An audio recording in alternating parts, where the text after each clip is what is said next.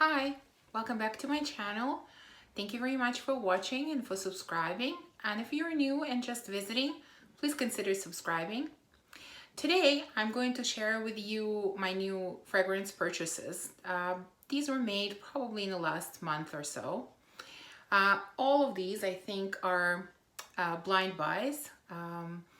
There are some winners in here and there are some losers too.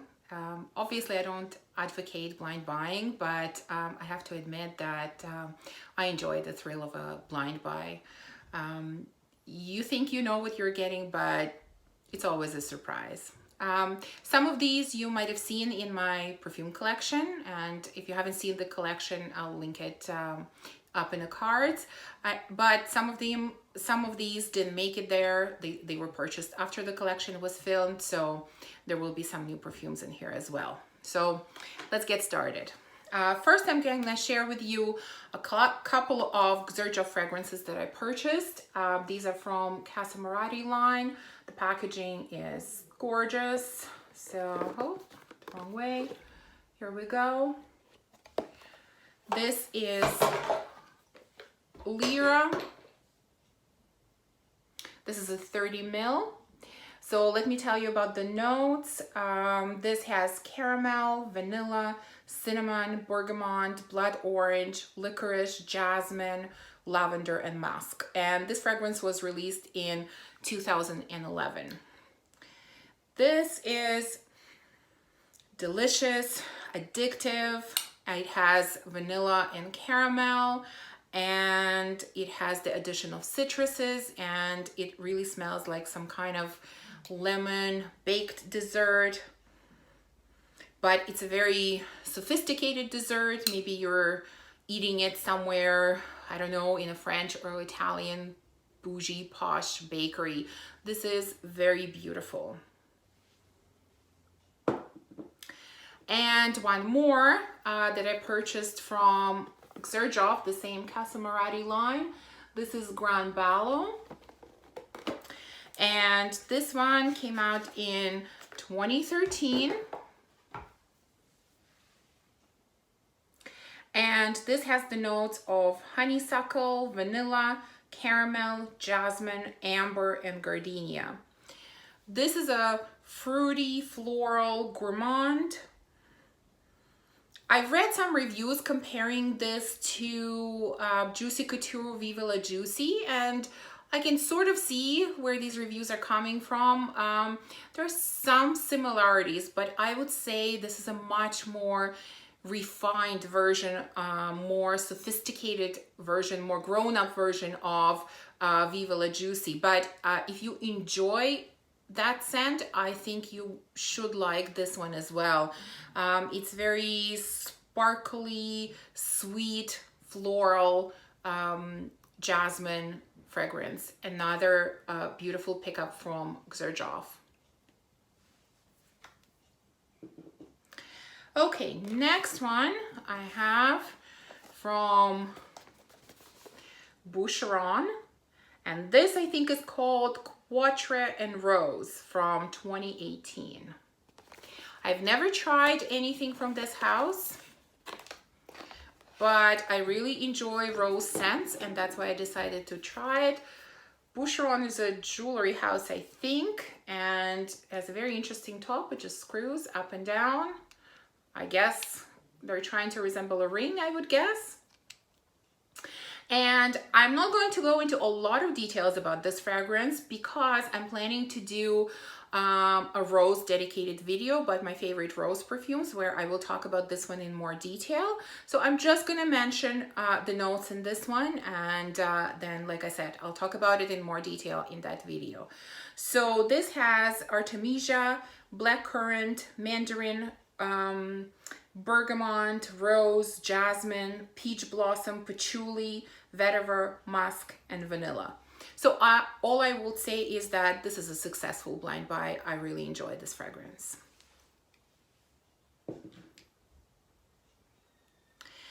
Okay, next one is from Artisan Perfumer. And this is called, what is it called? Batucada. From what I read, this is some kind of style of samba. I don't know.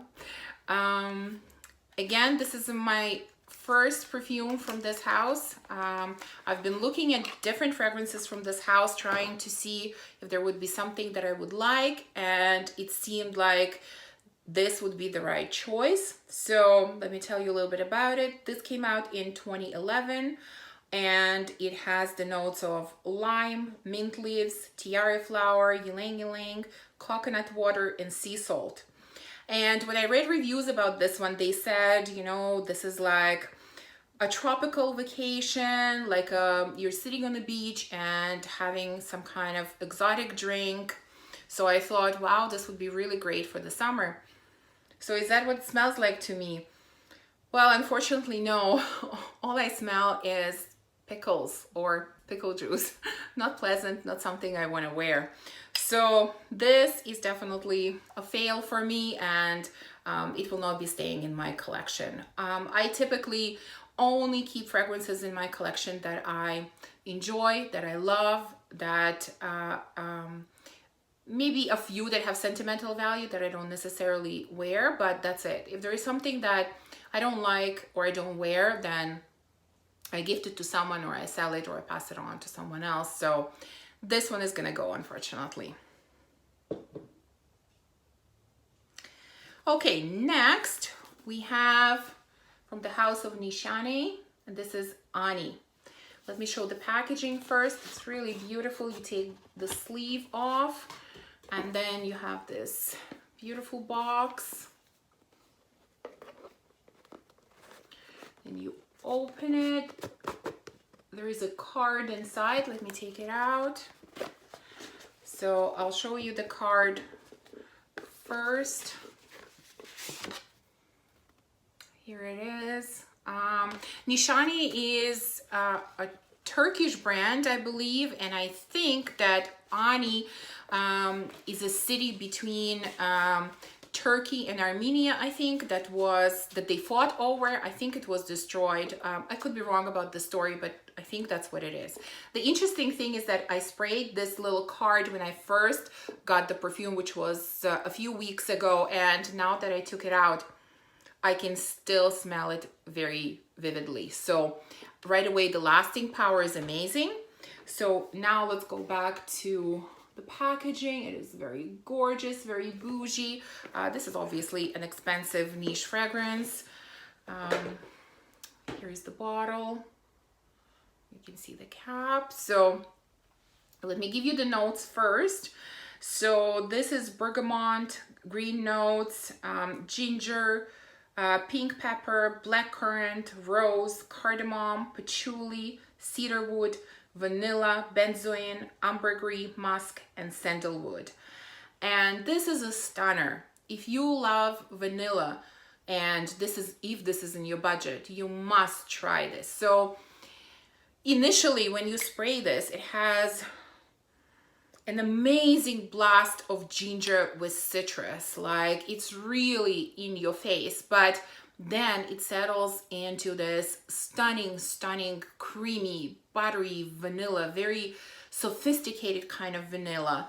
And like I said, it lasts on your skin forever. This is beautiful. I think all the hype that this fragrance received last year is completely deserved, in my opinion. Next, we have two fragrances from the house of Mugler, and I'm not sure how easy it is to find both of these, but I'm going to share them with you anyways. The first one is called Innocent Rock, and I believe that this was only available on Mugler website. I don't think it was in stores, and this came out last year. So it's a beautiful red bottle. And this doesn't have a lot of notes. This is patchouli, rose, lychee, incense, and bergamot. And of course, you're still getting the famous angel patchouli, but it has a little bit of sourness from the berries and lychee and a little bit of rose. So it's kind of fruity. I would say it's a fruity patchouli. I can't tell you very much about it. I honestly haven't worn it yet, but when I just sprayed it and tried it out, it seemed very pleasant. So yeah, that's about all I can tell you about this one for now. And another pickup from Mugler, and you can see by the box it still says Terry Mugler, so that's before, I think, their reformulations or before they were bought out. And this is called The Taste of Fragrance, and it came out in 2011. The packaging is kind of difficult to take out, so let me do that. Here's the bottle. It's 35 ml, I believe. So yeah, this came out in 2011, and it was some kind of collaboration between Mugler and Gourmet Cuisine. Like, they wanted to come out with a line that featured gourmet cuisine, featuring some kind of cuisine note, and I think there were 4 scents released in total, and this one featured cocoa powder. So the notes in it are cacao, chocolate, patchouli, vanilla, caramel, passion fruit, apricot, peach, mandarin, orange, and bergamot. And I would say that this was basically a predecessor of Angel Muse. It is very similar. It is maybe just slightly less sweet. It doesn't have the very strong sort of Nutella, hazelnut kind of scent, but at the same time it has the sweetness, and it has the cocoa powder, so it is very similar. Again, I don't know how easy it is to find these days, but if you enjoy Angel Muse, you should like this one too. And I have a feeling I missed something.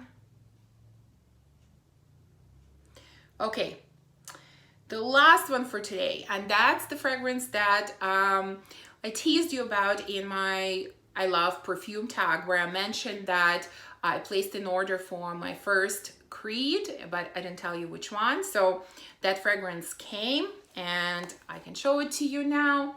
So this is Creed Virgin Island Water. So this is your typical Creed box. Let me show you inside. You get these little cards in here.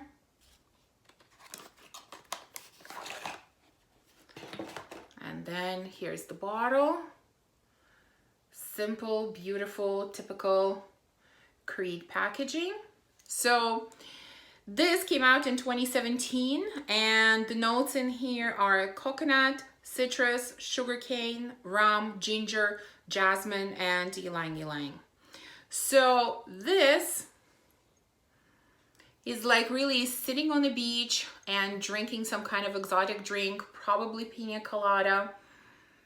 It is beautiful, sweet, decadent, relaxing. It doesn't have the biggest projection, but at the same time, for this type of fragrance, it lasts on the skin pretty well. I mean, it's not a beast, but again, for this type of light fragrance, lasting power is not bad. It has really nice balance of sweetness and citrusy notes. It is just beautiful. So again, this was a blind buy, but I am thrilled with this one. So I've worn it a couple of times already, and I've really enjoyed it. So that's the end of my haul. Let's hope I will be able to restrain myself in the future, at least for a bit. But I hope you enjoyed this video, and if you did, please like it and subscribe. And if you have requests to do reviews on any of the perfumes that I mentioned, please let me know down in the comments, or in general, if you have requests for any future videos, also let me know.